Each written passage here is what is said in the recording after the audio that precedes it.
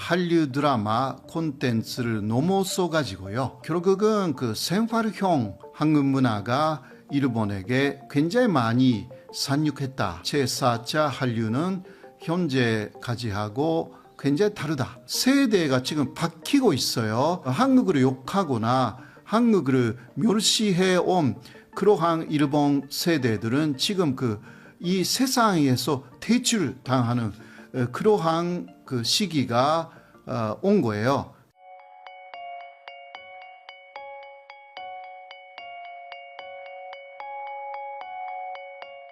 요즘 일본에서 4차 한류가 유행하고 있다. 이번에 있는 4차 한류라는 거는 뭔지, 좀 과거랑 어떻게 다른 건지 궁금합니다. 예, 일본에서는요, 지금 4차 한류 붐이다. 이런 식으로 이야기를 하는데, 그러면 1차부터 3차까지는 무엇이었는가라는 것인데, 1차부터 3차까지는 한류 드라마라든가 한류 콘텐츠, 거기에 또 K-팝 이런 것을 중심으로 3차까지 왔습니다. 그런데 4차는 그러한 K-팝 한류 드라마 콘텐츠를 넘어서 가지고요. 결국은 생활형 한국 문화가 일본에게 굉장히 많이 상륙했다라는 것으로 제4차 한류는 현재까지 하고 굉장히 다르다. 그렇게 이야기를 하고 있습니다. 콘텐츠를 넘어서서 일상까지 침투해왔다. 네. 이렇게 볼 수 있을까요? 예, 한국 문화, 한국의 여러 가지 생활에서 한국 사람들이 즐겨 사용하는 것이 일본 사람들도 즐겨 사용하기 시작했다. 이런 이야기인데요. 먼저 첫 번째는 한국의 화장품이에요. 예, 그것은 특히 K-팝 스타들의 영향이 아주 커요. K-팝 스타들을 보면 굉장히 잘 생겼고 키도 크고 그리고 특히 피부가 예쁘다. 이런 게 좀 있는 것입니다. 그리고 또 그 영향으로 일본 사람들이 듣기에는 한국의 남성들도 좀 화장을 한다라는 이야기가 일본에 많이 들렸습니다. 그러니까 그거는 K-팝 스타뿐만이 아니라 한국 남성들도 꽤 멋있다. 이런 식으로 느끼는 특히 일본의 여성들이 늘어나가지고 그 이유 중 하나가 한국의 화장품이다. 이렇게 된 거죠. 그리고 알고 봤더니 한국의 화장품은 저렴하지만 기능성이 아주 우수하고 상당한 다양성이죠. 그것이 굉장히 많다라는 것으로 일본의 가네보라든가 시세이도라든가 아주 유명한 브랜드가 있는데 그거는 너무 비싸고 또 어른들이 주로 사용하는 것이다 라는 개념에서 이제 한국 화장품은 어른들도 쓸 수가 있지만 젊은 사람들도 다 쓸 수 있다라는 그러한 이미지가 확산이 되어가지고 일본의 그러한 화장품 가게에 하나의 코너에 한국 화장품이 굉장히 많이 진열이 되는 이러한 상황이 된 거죠. 그래서 K-팝 스타나 한류 스타처럼 아주 고운 피부 그것을 갖고 싶으면 한국 화장품이 최고다. 그러니까 이게 일본에서는 일본 화장품 다음은 수입 화장품 층에는 프랑스 것이 가장 제1위였거든요. 가장 많이 팔렸어요. 근데 지금은 한국 화장품이 1위 자리를 완전히 차지했습니다. 그거랑 또 식품 이야기도 네, 맞습니다. 되게 놀랍더라고요. 일본 네네. 마트에 한국 식품 코너가 좀 산설로 생기고 있다고. 예, 맞습니다. 예, 이것도요, 아무래도 두 가지 방향에서 볼 수가 있는데요. 세계적으로 한국의 음식이 많이 퍼졌다라는 게 있어요. 그러니까 일본에서는 매운 것을 그렇게 좋아하지는 않았어요. 옛날에는. 그러나 세계에 나가서 일본 사람들이 볼 때 매운 것을 좋아하는 나라가 꽤 많고 그러니까 K라면, 한국의 매운 라면이 해외에서는 일본 라면으로 완전히 제치고 굉장히 많이 팔린다라는 것을 발견하는 거죠. 그러니까 또 한류 드라마를 보면 자신이 좋아하는 한국 배우들이 매운 라면을 그려서 많이 먹고 있더라. 그러니까 그 배우를 좋아하니까 나도 그냥 K라면을 한번 먹어볼까 라는 것이 특히 젊은 사람들은요, 일본의 젊은 사람들은 그 동기가 좀 강해요. 그렇게 해서 먹어봤더니 되게 맛있더라. 근데 이 정도의 매운 것은 나도 좋아한다. 그런 식으로. 그러니까 옛날에 파스타에 타바스코라는 매운 것을 뿌려서 일본 사람들도 많이 먹었거든요. 그리고 카리라이스 있잖아요. 그것도 매운 것은 굉장히 매운 게 있어요, 일본에. 그러니까 카레라이스 가게에 가면 단계로 전혀 맵지 않은 거, 그리고 최고로 매운 거, 이게 5단계 정도 차이가 있는 그런 거 일본에서도 되게 유행했거든요. 한국도 마찬가지다. 이게 맵다라는 것은 이것은 세계적인 브랜드다. 이렇게 이해를 했어요. 그래서 먼저 라면이 일본 라면보다 지금 일본 사람들도 한국 라면을 굉장히 많이 먹게 되었고요. 그리고 기타 김치가 유산균이 아주 우수하다라는 것도 이거는 일본의 유튜브에서도 굉장히 많이 나오니까 요구르트 이상으로 유산균이 많은 것은 김치다. 한국 여성들이 왜 그렇게 많이 살쪄 있는 사람도 없고 일본에서는 그렇게 인식하고 있어요. 내 피부가 곱고 그것은 먼저 먹는 것이 다르다. 그래서 유산균이 많은 한국 김치가 이것은 일본에서도 식탁에 빼놓지 말아야 되는 내용이다. 등등 일본 내에서의 유튜브의 영향도 대단히 커요. 그래서 결국은 그런 한국식 식품을 많이 찾는 고객들이 일본에서 많아져 가지고 그래서 일본의 마트라든가 백화점에 그러한 한국 식품 코너가 생긴 거죠. 이게 대단히 중요한 내용이고요. 이런 여러 분야에서 한국 코너가 생겼다라는 거. 이게 소족에서도 마찬가지예요. 제빵에서 옛날에는 효만 소족, 겸준 소족 코너가 많이 만들어졌어요. 요새는 그게 많이 줄어들었고요. 오히려 한국의 K컬처에 관한 책들이, K푸드에 관한 책들이 이런 것들이 그런 코너에 진열되기 시작한 것입니다. 한국이 이런 식으로 일본 안에 문화, 특히 생활 문화로서 많이 들어가 버렸다라는 것이 4차 한류의 가장 핵심적인 내용입니다. 한국을 미워하거나 한국이 우리보다 못하다라고 하는 게 돈이 안 되기 시작했다. 이렇게 볼 수도 있겠네요. 예, 그렇죠.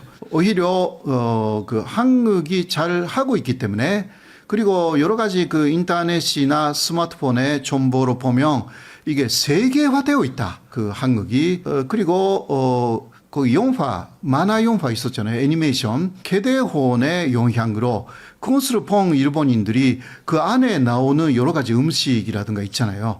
역시 거기에서도 영향을 많이 받아가지고 이게 더 세계적인 상을 많이 받았기 때문에 개대혼이 이게 세계 표준이다. 이런 식으로 많이 느끼는 특히 일본 젊은 세대가 늘어났다라는 것이고요. 세대가 지금 바뀌고 있어요. 한국을 욕하거나 한국을 멸시해온 그러한 일본 세대들은 지금 이 세상에서 퇴출당하는 그러한 시기가 온 거예요. 사실 그렇기 때문에 이제 한국을 굉장히 좁게 본 세대 그리고 한일 관계의 역사에 있어서도 일본이 잘못됐구나라는 것을 느끼는 사람들이 늘어난 세대가 주류가 되기 시작했다라는 면에서 한일 간의 미래가 상당히 밝은 것이 아닌가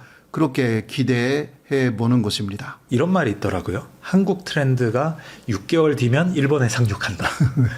언제부터인지 모르겠지만 일본 Z세대가 아무 어떤 편견 없이 이걸 받아들이고 있는데 전의 세대는 그렇지는 않았잖아요. 네네. 어떤 배경이나 차이가 있을까요?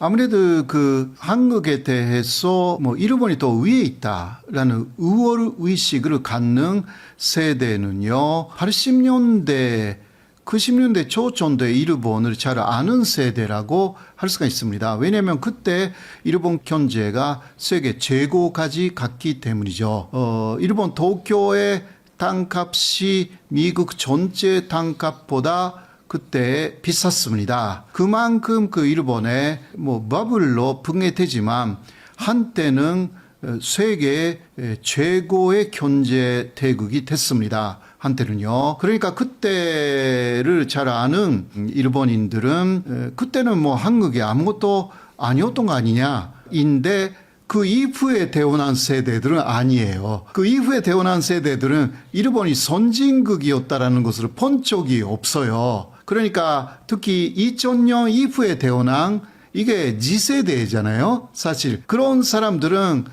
태어났을 때부터 일본은 경제적으로 계속 내려가고 있었고 반대로 한국이나 중국이 부상하고 있는 그러한 시대였습니다. 그리고 2011년에 동북 대지진으로 일본은 몸살을 앓았고 후쿠시마 원전 폭발 사고로 인해서 반사능으로 일본의 미래가 없다. 이런 식으로 또 느끼는 시기에 초등학교, 중학교, 고등학교 시기를 보낸 일본인들은요. 오히려 한류가 그때도 굉장했습니다. 그 일본에서 이미요. 2004년에 연사마 붐 교류연가를 시작해가지고 동북대지진 때는 한류 붐이 한참이에요, 사실. 그러니까 한국은 선진국이고 일본은 내려가는 과거의 선진국이다. 이런 것은 그 일본의 G세대에서는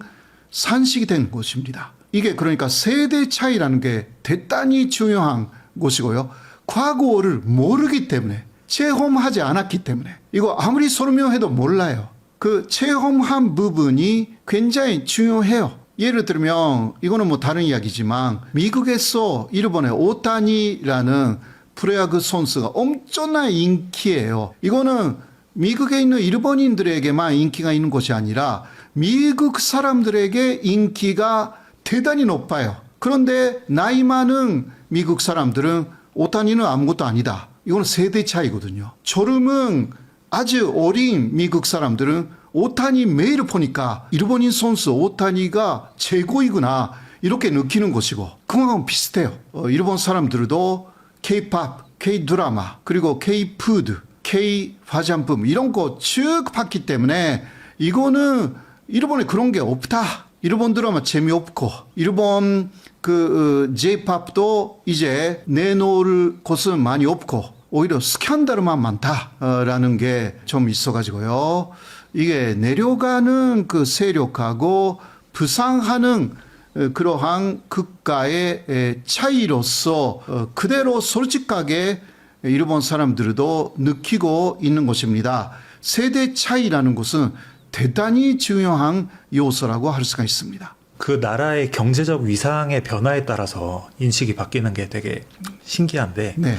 한편으로는 우리나라만큼 혹은 한국보다 더 위상이 부상한 나라가 중국이라고 할 수 있을 것 같은데 그렇죠. 과거에는 중국어가 제2외국어라고 들었어요. 네네. 그런데 최근에는 오히려 한국어가 그랬어요. 중국어를 제치고 네, 제2외국어로 바뀌었다고 하는데 네네네. 이건 좀 어떻게 봐야 될까요?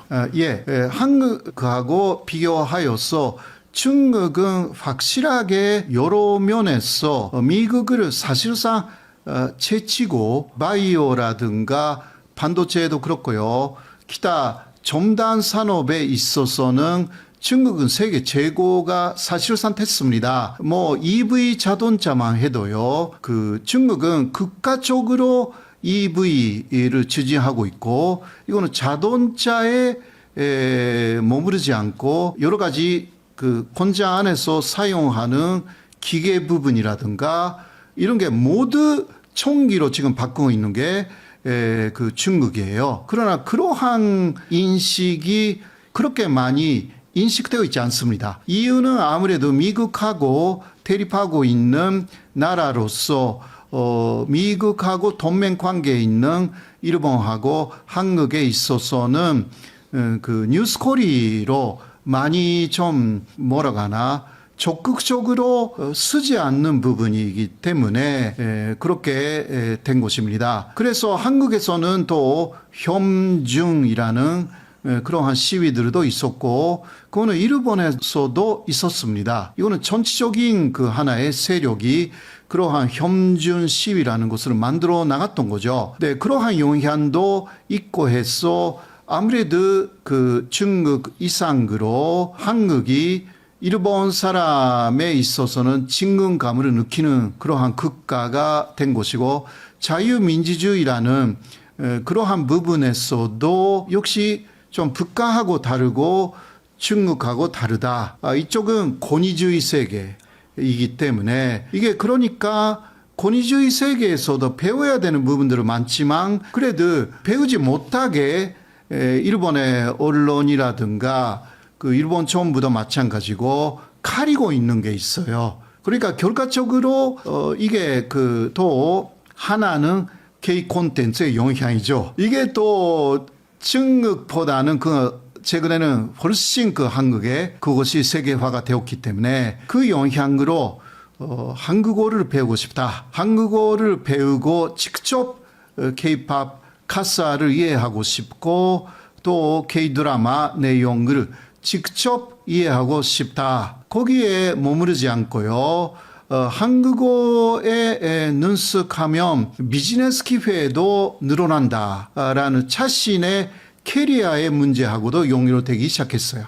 일본에서는. 왜냐하면 일본에서는 영어를 쓸 줄 아는 사람은 한국도 마찬가지지만 많잖아요. 그러나 일본 회사 안에서 한국어를 유창하게 한다라고 하면 즉각 한국하고의 그러한 여러 가지 비즈니스가 있을 때 그 사람은 줄세 하는 것입니다. 영어를 못하더라도 한국어를 너무 잘한다라고 하면 이거는 굉장한 지금 특기가 되는 거죠. 그래서 이러한 부분에서 그냥 취미였던 한국어가 이제 한국에 유학하고 그 한국어를 정확하게 배우고 그것을 자신의 캐리어로 이용하고 싶다라는 사람들이 지금 일부 늘어나기 시작한 상황이 있습니다. 이런 부분도요, 한국어가 제2외국어로서 일본에서 2위로 올라간 그러한 배경이다라고 할 수 있습니다. 한글이 AI 시대에 가장 경쟁력 있는 문자 중에 하나다. 네네네. 네, 이런 말씀을 해주셨는데 네. 좀 구체적으로 말씀해 주신다면. 네, 그 일본인의 입장에서 말씀드리면 일본어는 논리적인 말이 아닙니다. 이게 많이 알려져 있지 않지만요. 왜냐하면 일본어의 촌유가 굉장히 많았어요. 지금도 많아요. 그 이유가 뭐냐? 일본은 그 메이지 유신까지 그 이전까지요. 1867년까지는 봉건 사회였습니다. 그렇기 때문에 일본은 굉장히 많은 작은 나라로 나눠져 있어가지고 중앙에 에도마프라는 곳이 있기는 했지만 그러나 각지의 문화 또 언어적인 습관라는 것이 많이 달랐어요. 물론 한국에서도 사투리가 꽤 있잖아요. 그러나 일본 사투리는 또 굉장히 많습니다. 근데 이런 것들이 한꺼번에 현재 일본어를 구성하고 있기 때문에 이게 그 사실상 그 한글이라는 것은 세종대왕 시절부터 있었던 거 아닙니까? 그때부터 한국은 중앙 집권이었어요. 그러니까 언어의 면에서도 계속 그 과거 시험이 있었기 때문에 이게 언어도 1392년 이후 상당히 통일되어 온 거예요. 한국은요. 일본은 중앙 집권이 아니었습니다. 이게 대단히 중요한 부분이고요. 일본이 언어적인 부분을 통일한 것은 메이지 유신 이후입니다. 그래서 이게 그 현재까지만 해도 옛날에 흔적이 남아 있어서 결국은 아주 논리적인 체계를 만드는 데 실패했습니다. 그래서 세계 사람들이 볼 때 이것은 일본어하고 한국어의 비교이지만 일본어는 들어가기는 쉽고 하면 할수록 어려워진다. 이곳은 각지의 역사 문화가 너무 많아가지고 이해해야 되는 게 너무 많아서 이거 따라갈 수 없다 이렇게 되는 거거든요. 그러나 한국은 아무래도 통일되어 있었던 그러한 시기가 그 14세기 후반 이후 현재까지 오고 있기 때문에 이거는요 굉장히 달라요. 그리고 한글은 그 사람이 만들었기 때문에 상당히 논리적으로 만들어진 것입니다. 그래서 세계 사람들이 한글을 배울 때 논리적이라고 느끼고요. 그래서 문장 자체가 논리적입니다. 일본은 그거 못하는 거예요. 뭐 제가 요새 많이 더 느껴요. 제가 뭐 일본말하고 한국말 그리고 영어도 이렇게 비교하면서 공부하는 사람이기 때문에 일본어보다 영어가 더 논리적이에요. 그리고 영어 이상으로 아마도 한국어가 논리적이라고 할 수가 있습니다. 어순의 차이는 있지만요. 어순은 큰 문제가 없어요. 왜냐하면 세계 언어 전체를 볼 때 한국어나 일본어는 어순이 같잖아요. 근데 이러한 어순을 갖고 있는 세계 언어는 그 세계적으로 47%예요. 그런데 영어나 중국어의 어순 그것을 갖고 있는 그 세계적인 언어는 전체 42%입니다. 그렇기 때문에 세계 사람들이 그 오히려 일본이나 한국에 똑같은 그거하고 같은 어순을 갖고 있는 언어가 오히려 많기 때문에 이게 앞으로 계속 한글을 많이 배우자라는 나라가 늘어날 것으로 생각이 됩니다. 현재까지는요 영어권이 세계를 주도했기 때문에 마치 영어의 어순이 세계적인 어순이라고 생각했지만 그렇지 않습니다. 중국도 뭐 어순이 영어하고 비슷하지만 그러나 아무래도 중국어가 세계적인 확산이라기보다 중국 자체가 크기 때문에 영향력이 있는 것이고요. 그러나 각 나라를 보면 굉장히 많은 언어가 있잖아요. 그중 47%가 한국과 어순이 똑같기 때문에 이게 한글을 배우기 시작할 인구는 세계적으로는 그 아무래도 한국 쪽에 어순을 갖고 있는 그러한 언어의 나라의 인구가 가장 많기 때문에 이거는 뭐 금방 오지는 않겠지만 10년, 20년 후에 그 한글의 위상은 굉장히 많이 높아질 것이라고 그리고 이거 논리적이다 라고 하여서 뭐 과학적인 그 논문의 언어로 많이 쓰이게 되거나 그렇게 되지 않을까 저는 그렇게 기대하고 있습니다.